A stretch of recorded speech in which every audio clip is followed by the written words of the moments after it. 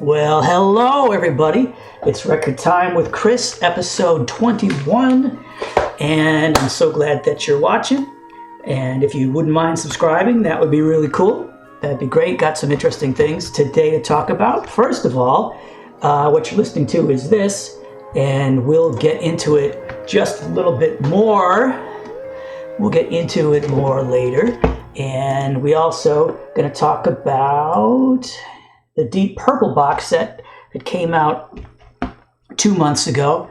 It's chock full of stuff, and I think after you see it, you'll agree with me that it's a pretty good deal for $70, considering what you could get in a box set.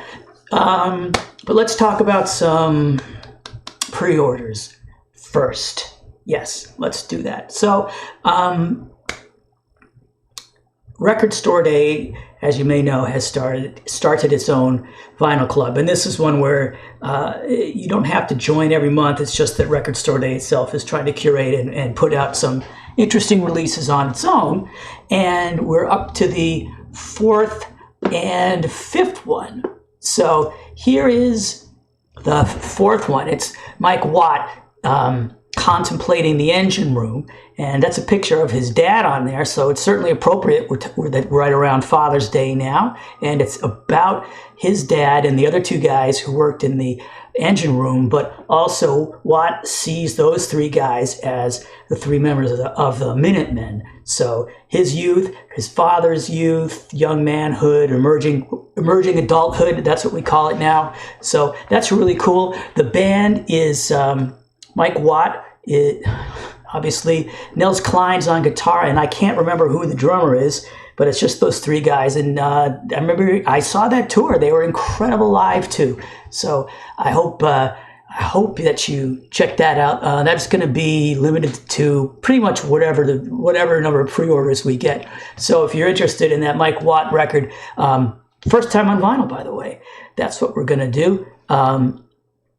And so talk to your local indie store and make sure they know you want it so they order enough, and enough are made. Now, so speaking of Father's Day, for my 6th birthday, I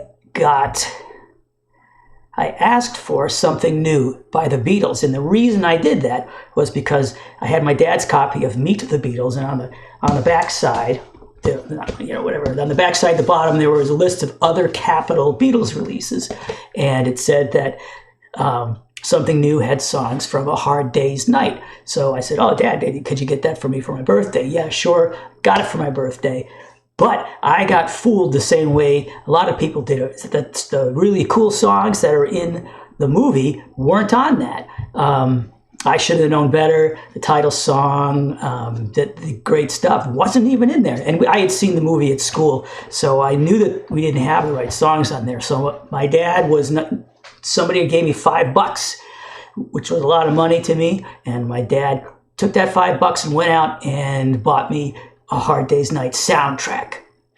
And I think he's still giving me Beatles stuff almost all the time. And he's not the only one. People tend to hand me, if there's something comes through the office and it has something to do with the Beatles, people tend to give it to me.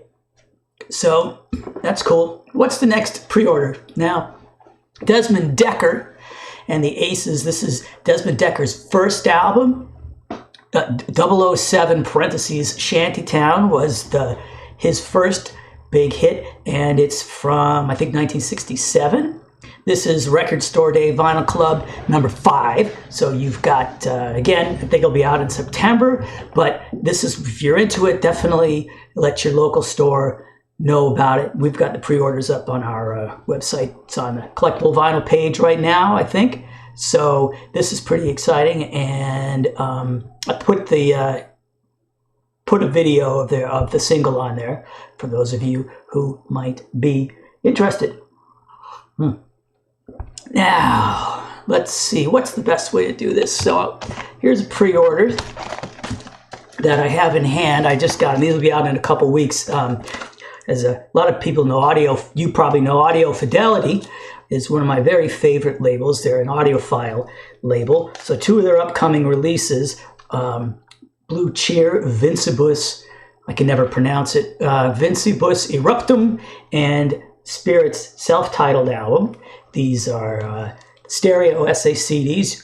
If you can play them in your CD player. Of course, if you don't have SACD capability, the reason for having the SACD layer on there is just that you would get its higher resolution. But a lot of the reason that these sound better and are worth $25 to $30 in many people's opinion is because the mastering is so good. And I found that while listening to these, especially Spirit, it's just really relaxing. I mean, it rocks, but it's not all compressed and stuff. It's freeing, which is how I experience a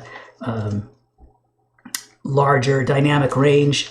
The Spirit one does have the bonus tracks from whatever the last time it was reissued. And if you haven't seen how they do it, you see they have the disc showing, and this is die cut, and the booklet comes behind the CD, but you could always put it right in. And one last thing, if you only know the best of Spirit, you probably know the song Sweet Air. Have another hit, a sweet California. Yeah, anyway, they're much more, this album is much more psychedelic than you would expect from listening to that.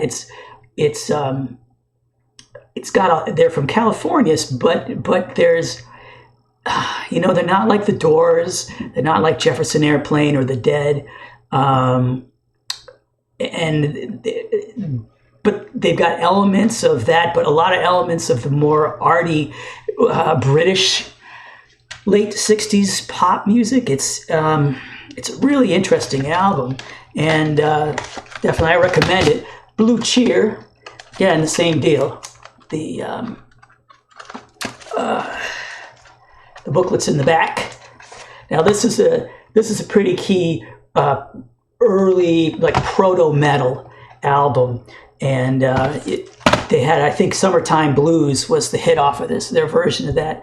But they also do Parchment Farm, which is a Mose Allison song that, The Who did a couple of Moses songs as well, and some originals. So, things were starting to get heavy there, folks. I can also, this is exciting because you'll be excited by this. Just the other day, we found out a couple more of the Audio Fidelity's upcoming releases. One of them is Styx, Pieces of 8, and Renegade, I guess, was the hit off of this. But this is towards the end of, as their prog side was maybe starting to wind down a bit. And the other thing is Asia's first album, Alpha. So again, prog-ish, right? People who, obviously, a bunch of people who've been in progressive rock bands going for more of a pop sheen this time around. But still, I was talking to somebody on Twitter or something a couple weeks ago, and a big prog fan still, he said he still has a soft spot in his heart for this album. Now, speaking of stuff that's related to prog, we have the first four Brian Eno albums, the rock ones. Not, I guess technically his first would be the thing with one of his things with Fripp, but these are the rock albums from the 70s, and they're half-speed mastered. They're the 45 RPM ones, so each album is broken down into 2 discs. The mastering was done at Abbey Road. I have not heard them, and I don't think we've got months before they actually hit the U.S., but I know some people find it exciting, don't they? Okay, let me clear the deck here for the Deep Purple.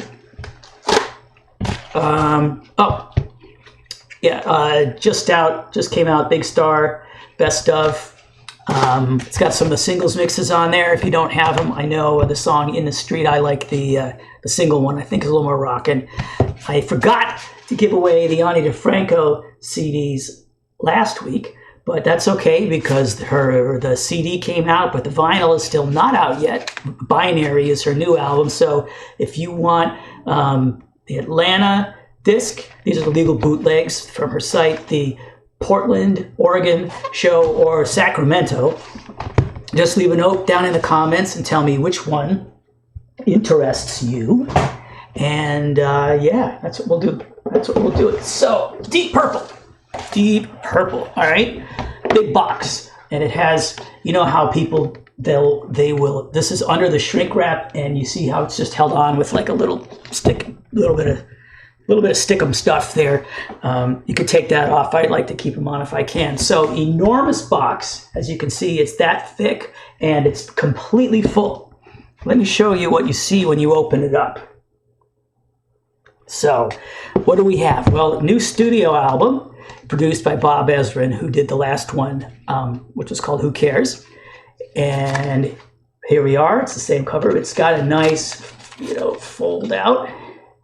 And you'll see this winter, I don't know if it's supposed to be Antarctica or something, theme that keeps coming through. There is a nice booklet with more pictures like that. That's what I'm talking about.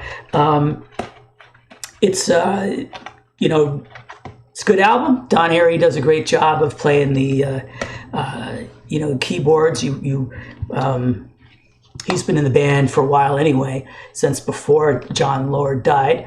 But it's still, yeah, it's, you know, it sounds like Deep. It sounds like Deep Purple, older, but it still rocks pretty hard. And I like the great organ playing. It does include a DVD, which is live stuff, and I can't tell you what's on there. I didn't look at it. To be honest, I'm not a big fan of live DVDs anyway, but there's some live music down in here that actually is really good. T-shirt, Deep Purple T-shirt, size large. Put this on and see how it goes. Now, okay, I'm sure it's gonna look great.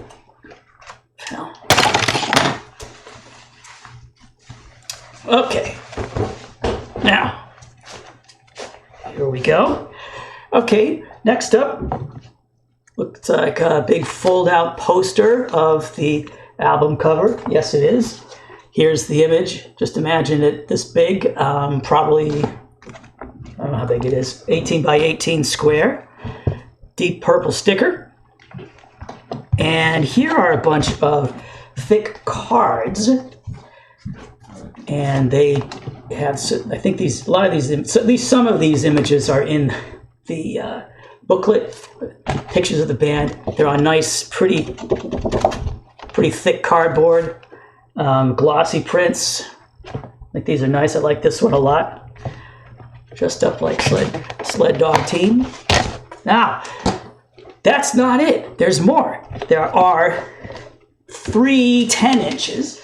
These are live recordings from 2013. Including new songs and old ones. So like, you know, this one here has a medley of Green Onions going into Hush. So that's pretty cool. And also on here you got like Highway Star and Space Truckin'. Yeah. Oh, the no sleeves, but the records are colored. This is clear and white, transparent blue. There's still more in the box. This is hard to get out, but I can in a second. All right, so now we have a double album. It's the same album, you know, produced by, did I mention Bob Ezrin? Yeah, I think I did. He produced something else we're going to be talking about later. Oh, you recognize that? That's like from Deep Purple and rock, right? And let's see what color it is. I think it's white. No, black vinyl. Black vinyl, printed inner sleeves. That one feels kind of staticky to me. So I always, if I, you know, get something like that, I will just take these right out and put them into like those Mobile Fidelity anti-static sleeves. So let's recap what we had in here. Double album, 3 live 10 inches. 6 of these cards, t-shirt, and a sticker, and a poster, and the CD again, same music as is on the record, but there's also a live DVD on here as well, all in this big box. And, you know, like I said, the list price is $70. And if you compare that to, you know, what you might get, what was that Beatles box set? That was, what was it, 4 CDs and a DVD and a Blu-ray, and that was like twice this, 120, 110. So, hey, it is what it is. It sure is. Now, I'm going to put a record on.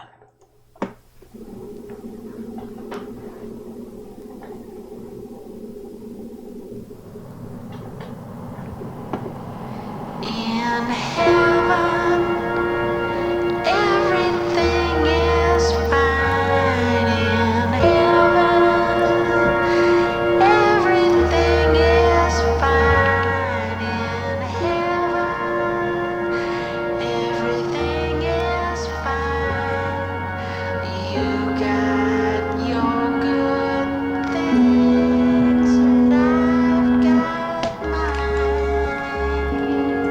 Well, I think you probably recognize that. Some people will. That's from David Lynch's movie Eraserhead. Now, the soundtrack has not been available for a really long time. I think like since the 80s, and they've done a fantastic job with this. It's everything's like black and glossy. So, you know, put on your white cotton gloves before you go through this. And it's the same soundtrack as the 80s release on IRS, I think, but they've added the 7-inch.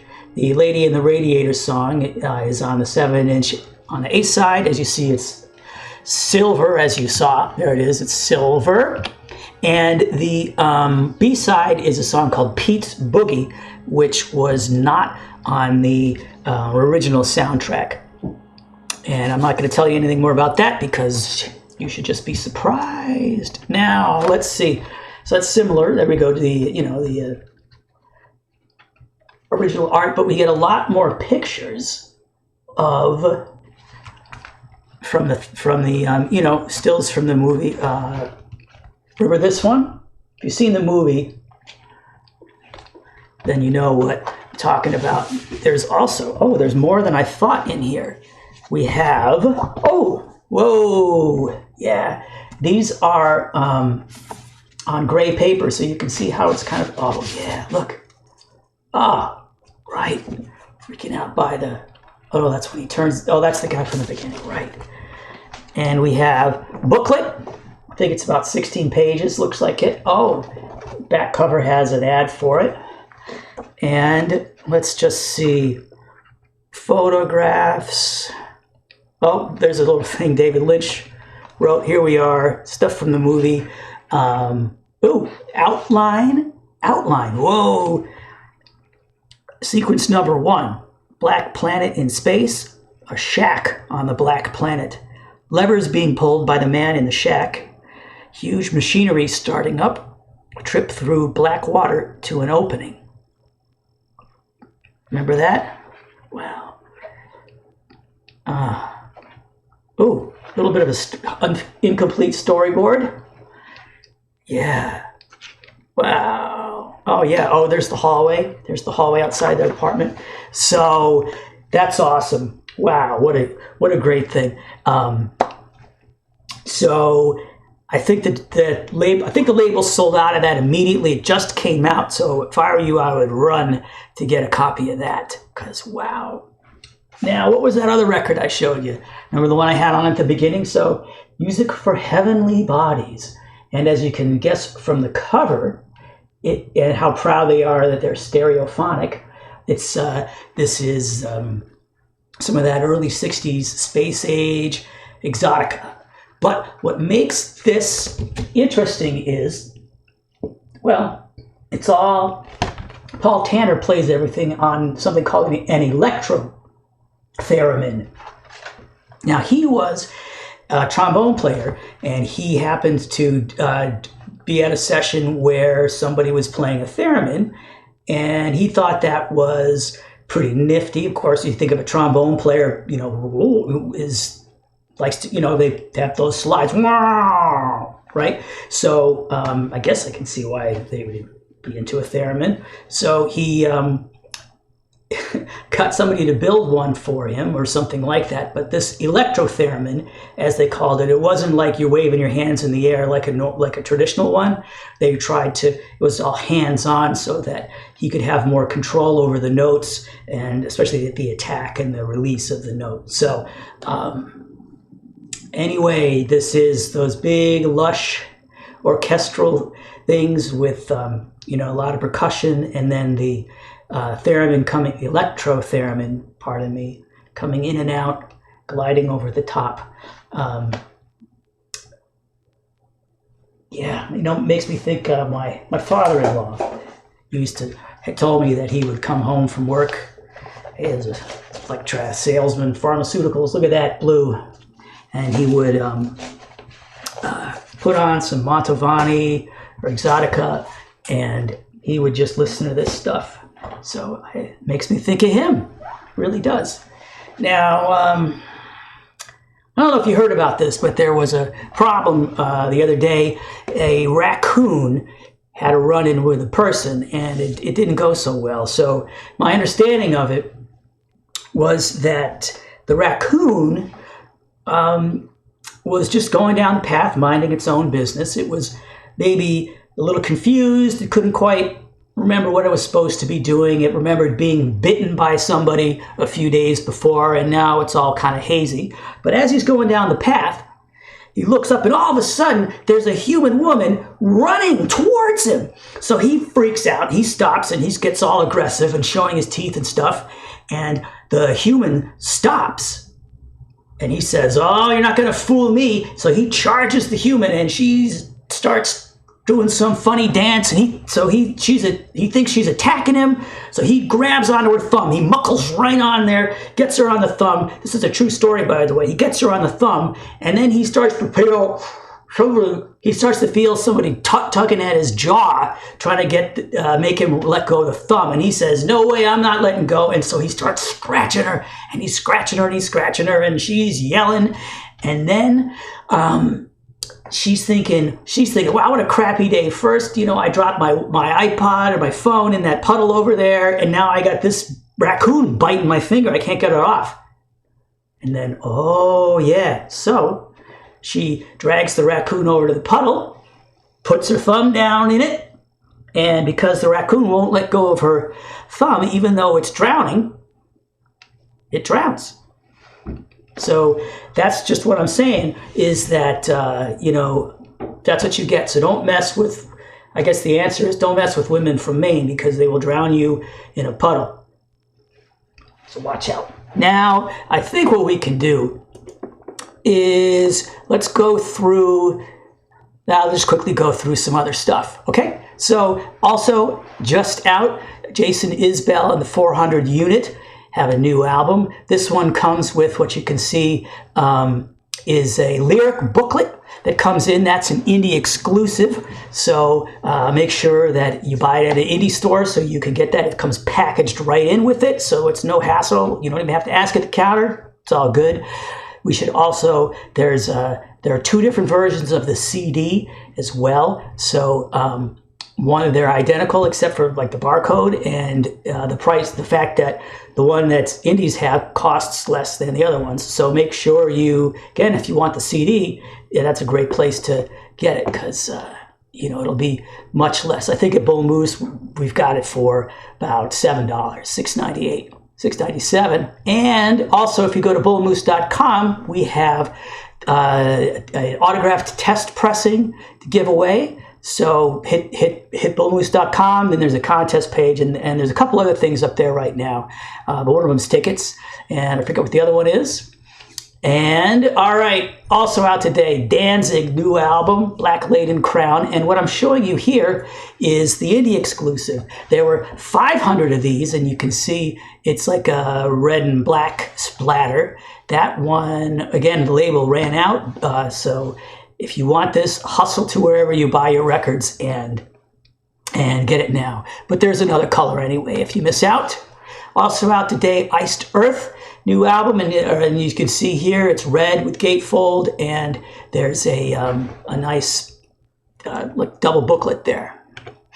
Okay, also out, no, I guess we're back in the pre-order section. Jeff Tweedy, this is him, a solo album of him doing Wilco songs, and I think some other songs he wrote. It's called Together at Last. I seem to have cut it off. But the indies have a yellow vinyl for this. It's out June 23rd. This is really small, but it's Toro Y Moi. There is indie exclusive for that. It's 1,500 copies, blue-white marbled vinyl. All right, Wonder Woman soundtrack on gold vinyl. This is from Music on Vinyl at the Movies, so you know what you're getting there, and you know that it'll sell out, and then there'll be a black one available at some point, but jump on this. We're getting a lot of pre-orders for this. Now you knew this was coming. Prince Forever there was a collection that came out last fall. Now we've got the vinyl version. That's coming out. That's a few months out. 4 records, folks. 4 records. 4 records for Prince Forever. And there's a Moody Blues. To tell you the truth, we're getting a lot of pre-orders for this. It's another Music on Vinyl release. It's 2 records. They're both purple, and it covers, it starts with Go Now, and then it's got another one from that Denny Lane period, and it really stops after Seventh Sojourn, except for throwing in, I think it's The Voice, so only one song from the 80s, and nothing like that, nothing from Blue Jays, it's the duo solo project. So anyway, people are into it. Okay, Oneohtrix Point Never. He won the best soundtrack award at Cannes this year. This is it right here. It's available on vinyl. Good Time was the name of the movie, and obviously check it out because it got a lot of that. Okay, also coming up soon, the Coltrane mono box has been broken up into individual records, and I think they're doing it with the CDs also. Great stuff there from Atlantic. Another pre-order. Living Color has an album. As you can see, it's called Shade, but the reason that is round like that is because there is a version for the indie exclusive picture disc, and there's the mock-up of the picture disc. There's also regular black vinyl, but the CD will be out at a really good price too. So I think if you want something that looks cool and something that sounds good, you could get the CD and this. That might work. That'll be a good time. Coming out soon. And just announced, I can't remember the name of the band because it's so scratchy. Thy Name is Murder. That's who it is. Right. Thy Name is Murder. Just announced. This is the indie exclusive variant.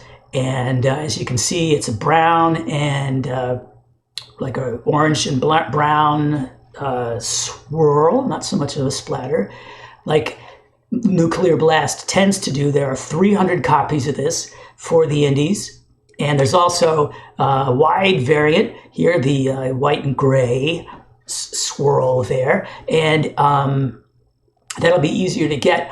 And just look at the cover a little more closely here, because I find this pretty interesting. This part here where you got the lamb seems to be nursing on the wolf when the wolf is maybe going to bite it.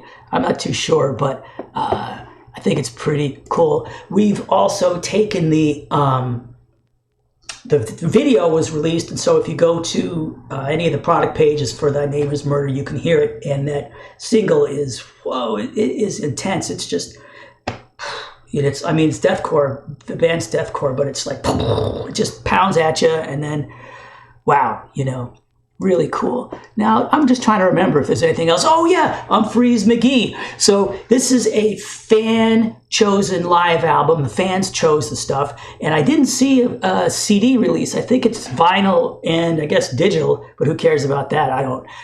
Only. So the record, I think it's a double album, and then there's a whole bunch of other stuff that you can download. What you can download is 4 hours long, and it's fan chosen tracks. For those of you who don't know, they're one of those bands that people tape and exchange every show or something like that. So they, fans are able to say, oh, the August 6th version of this was great, and that got more votes than the one in September because it was shorter and the guitar solo, blah, blah, blah. So this is it. In one song, they actually stitched together the 3 most favorite versions to come up with a 44-minute version. So I imagine that's the download only and not going to be on the record because you need to flip the side. Not that people haven't, not that we haven't had to flip sides like, Allman Brothers and people like that have done that. Art is not available. This is, Alice Cooper. Alice Cooper has a new album coming out, and that's the one I was thinking of with the Bob Ezrin production. And what do we need to say about this? There's an indie exclusive version, 2,000 copies, which is a lot for an indie exclusive, but this is Alice Cooper, and they will sell. And it's red vinyl. You should be able to pre-order that at your favorite indie store anytime. And I just want to remind everybody that we're just around the corner from Rhino's Summer of Love promotion. And what's in there? It's mostly a bunch of albums from 1967. There's a new Nuggets in there, and there's another Nuggets-like compilation, and there's a new Monkees best of focusing on their more psychedelic stuff.